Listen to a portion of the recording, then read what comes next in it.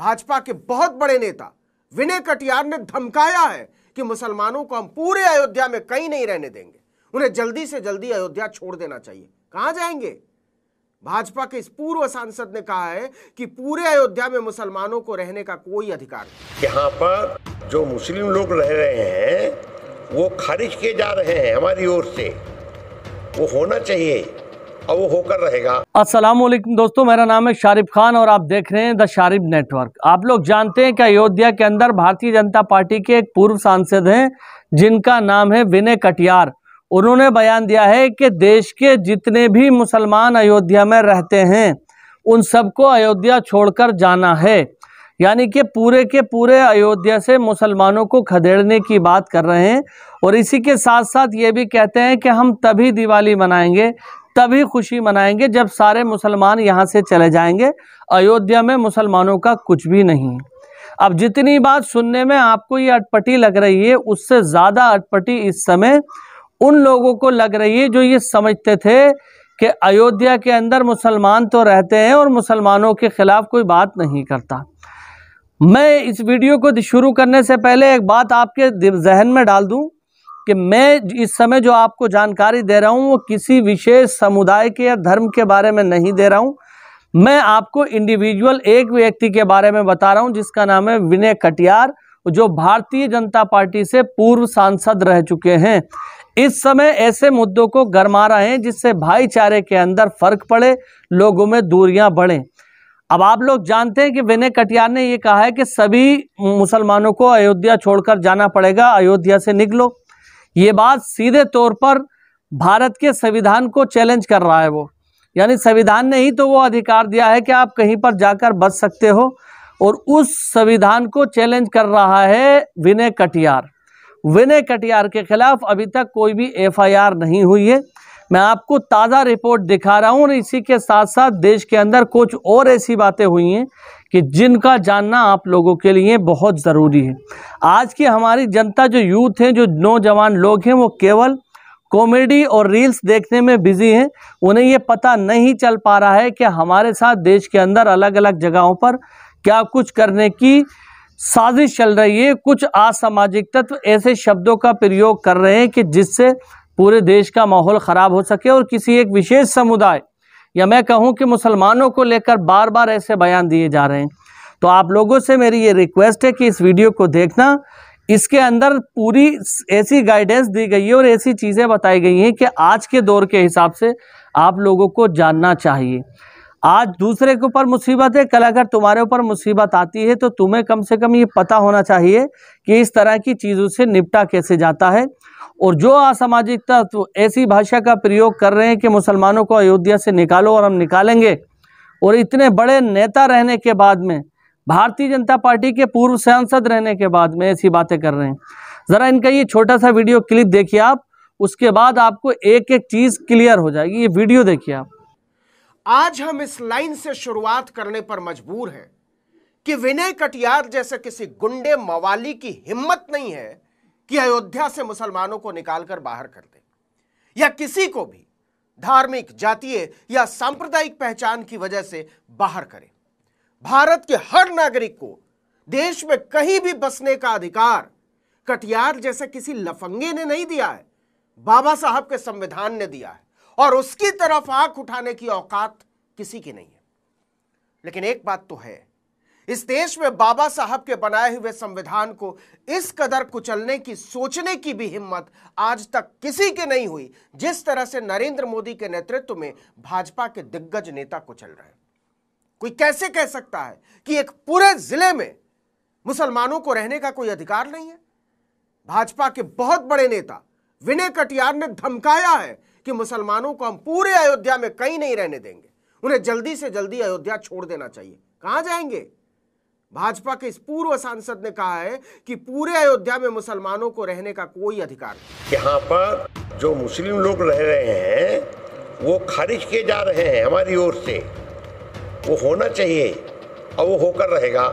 विनय कटियार ने supreme court को चुनौती देते हुए कहा कि हम मुसलमानों को किसी भी कीमत पर अयोध्या से बाहर निकालेंगे। मुसलमानों का अयोध्या से कोई लेना देना नहीं होना चाहिए, उन्हें जिला खाली करके सरयू नदी के पार चले जाना चाहिए। इसके बाद हम दिवाली मनाएंगे। कायदा क्या कहता है, कानून क्या कहता है, संविधान क्या कहता है कि विनय कटियार को फौरन देशद्रोह के आरोप में जेल में डाला जाना चाहिए, क्योंकि आदमी मुसलमानों को नहीं, सीधे सीधे बाबा साहब के संविधान को, सुप्रीम कोर्ट को और गणतंत्र की सर्वोच्च अभिभावक भारत की राष्ट्रपति को चुनौती दे रहा है। देश तोड़ने की बात कर रहा है। लेकिन जेल में डालने की बात तो छोड़िए, एक एफआईआर तक दर्ज नहीं हुई है। साफ दिखाई दे रहा है कि एक आदमी सीधे सीधे भारत के संविधान को चुनौती दे रहा है, भारत के लोकतंत्र को चुनौती दे रहा है, भारत की बुनियाद पर चोट कर रहा है। और वो आदमी देश की सत्ताधारी भारतीय जनता पार्टी का बहुत बड़ा नेता है। तो क्या भारतीय जनता पार्टी भी बाबा साहब के संविधान के हमलावर के साथ खुलकर खड़ी है? क्योंकि 9 नवंबर 2019 को सुप्रीम कोर्ट ने जब अयोध्या पर अपना अंतिम फैसला सुनाया था तो करीब 3.25 एकड़ की पूरी विवादित जमीन रामलला विराजमान और हिंदू पक्ष को दे दी गई थी। इसके एवज में सुप्रीम कोर्ट ने मुस्लिम पक्ष यानी सुन्नी वक्फ बोर्ड को मस्जिद निर्माण के लिए अयोध्या में ही 5 एकड़ जमीन देने का आदेश दिया था। जमीन देने की जिम्मेदारी उत्तर प्रदेश की सरकार पर डाली गई। बाद में योगी आदित्यनाथ की सरकार ने अयोध्या जिले की सोहावल तहसील के धन्नीपुर गांव में 5 एकड़ जमीन आवंटित की।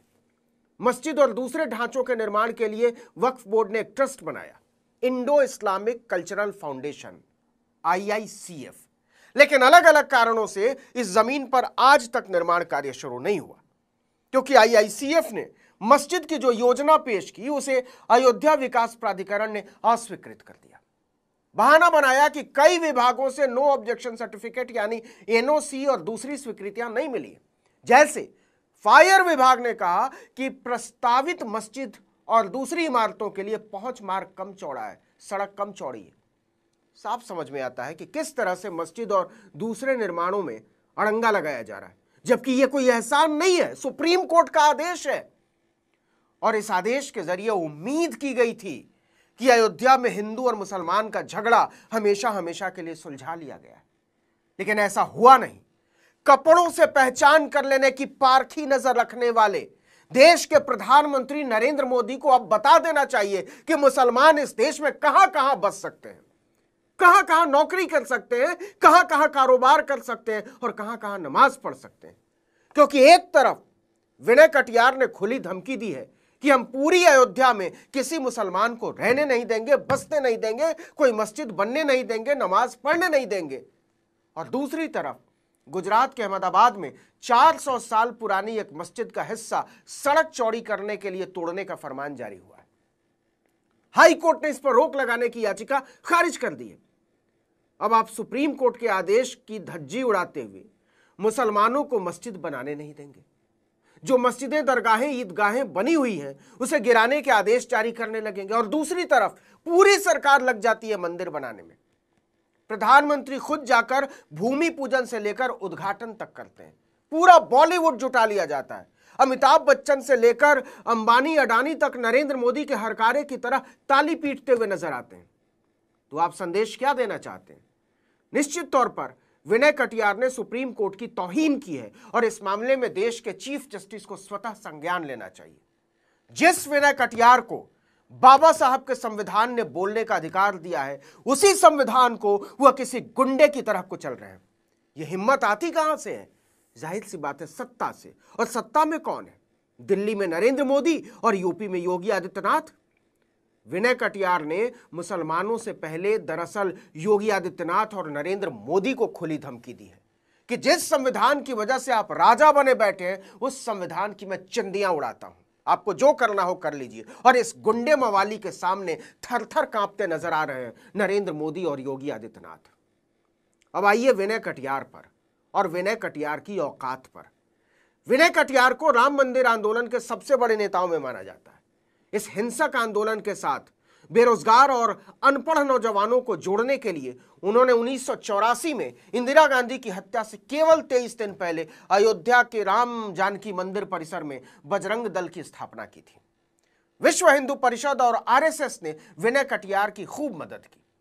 लाल कृष्ण आडवाणी ने राम जन्मभूमि आंदोलन के तहत 25 सितंबर 1990 को यात्रा शुरू की थी। अगले ही साल आम चुनाव थे। 1991 में विनय कटियार पहली बार फैजाबाद यानी अयोध्या से सांसद चुने गए। 1996 में भी जीते, लेकिन 98 में हार गए। 1999 में वाजपेयी की लहर में फिर जीत गए, लेकिन इसके बाद भाजपा ने कभी भी फैजाबाद से विनय कटियार को नहीं उतारा। 2004 और 2009 का चुनाव खेरी और अंबेडकर नगर से सीट बदल बदल कर लड़ा जरूर, लेकिन जीत नहीं पाए। इसके बाद भाजपा ने विनय कटियार को नेपथ्य में फेंक दिया। 2012 में पार्टी ने राज्यसभा जरूर भेजा, लेकिन कभी भी पार्टी में तवज्जो नहीं दी। और 2014 में जब नरेंद्र मोदी सत्ता में आए तो सबसे पहले जिन नेताओं को ठिकाने लगाया उनमें विनय कटियार का नाम सबसे ऊपर था। सच कहें तो राम मंदिर निर्माण के कार्यक्रम से उन तमाम नेताओं को श्रेय देने में मोदी ने बुरी तरह से काट कर फेंक दिया जो इस आंदोलन के सबसे बड़े शिल्पी रहे। वो चाहे लाल कृष्ण आडवाणी रहे हों, मुरली मनोहर जोशी, विनय कटियार, उमा भारती या साध्वी ऋतंभरा। भूमि पूजन कार्यक्रम में न आडवाणी मौजूद थे, न जोशी, न कटियार। इनमें से किसी की सलाह तक नहीं ली गई मंदिर निर्माण में। अब दूध की मक्खी की तरह राम मंदिर निर्माण से निकालकर फेंक दिए गए विनय कटियार किसी गुंडे मवाली की तरह चीख रहे हैं कि मुसलमानों को अयोध्या में रहने नहीं देंगे। औकात नहीं है विनय कटियार की, हैसियत नहीं है, यह गुंडागिरी है, यह लफंगापन है। बावजूद इसके यह डरावना और खतरनाक है और सीधे सीधे सुप्रीम कोर्ट की तौहीन है। देश के साधारण जन जो बाबा साहब से प्यार करते हैं, उनके दिए हुए संविधान से प्यार करते हैं, भारत के लोकतंत्र से प्यार करते हैं, वो बड़ी उम्मीद भरी निगाहों से देश की सर्वोच्च अदालत की तरफ देख रहे हैं कि वो विनय कटियार की गुस्ताखी की सजा क्या मुकर्रर करते हैं, या फिर वो इसे भी भारत का नया सामान्य न्यू नॉर्मल बना दिए जाने का तमाशा देखते रहेंगे। तो दोस्तों, नवीन कुमार की रिपोर्ट आपने देखी। नवीन कुमार ने यहाँ पर सीधे तौर पर यह बताया है कि ऐसे लोग जो सीधे तौर पर देश के राष्ट्रपति, देश के सुप्रीम कोर्ट और देश के संविधान को चैलेंज कर रहे हैं, उनके ऊपर मुकदमा लगना चाहिए और देशद्रोही उनको साबित करना चाहिए। देशद्रोही किसे कहा जाता है? देशद्रोही उसे कहा जाता है जो देश के अंदर फूट डालने की बात करे, लोगों को लड़ाने की बात करे, और जो लोगों को जोड़ने की बात करे वो देश प्रेमी होता है। अपने देश के खिलाफ, अपने देश के लोगों के खिलाफ इस तरह की भाषा का प्रयोग करना कि पूरे अयोध्या से मुसलमानों को निकाला जाएगा, अयोध्या में मुसलमानों का कुछ नहीं है। मैं ये कहता हूँ कि भारत के अंदर 20 करोड़ तकरीबन मुसलमान हैं, लेकिन जो 20 करोड़ से भी कम हैं, हमारे सिख भाई, ईसाई भाई, उनका भी उतना ही अधिकार है जितना कि हिंदू मुस्लिमों का अधिकार है। ये तो एक अयोध्या है, आप किसी को उस जगह से भी नहीं निकाल सकते जहां पर 1 फीट की जमीन होगी। कहने का मतलब यह है कि देश के अंदर रहने वाले सभी लोग एक समान हैं। और आप ये कहते हो कि पूरे एक जिले से निकाला जाएगा मुसलमानों को, मतलब पूरे अयोध्या जिला खाली करके जाना पड़ेगा, सरयू नदी के पार जाना पड़ेगा, ऐसा कैसे मुमकिन है? फिलहाल दोस्तों, अब देखना यह है कि इनके ऊपर क्या कार्रवाई होती है, सरकार क्या स्टैंड लेती है, क्या सरकार की तरफ से इनके ऊपर कार्रवाई की जाएगी या इन्हें खुली छूट दी जाएगी।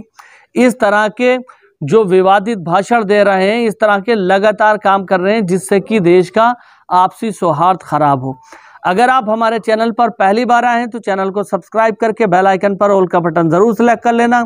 इसके बाद इंशाअल्लाह ताला अगली वीडियो में मिलूंगा और आपको बताऊंगा कि विनय कटियार के ऊपर FIR हुई है या नहीं हुई है। अब आज की प्रोसेस क्या है, पूरी जानकारी बारीकी से आपको दूंगा। तो मिलता हूं अगली वीडियो में, तब तक अपने भाई को इजाज़त दीजिए। खुदा हाफिज़, जय हिंद, जय भारत।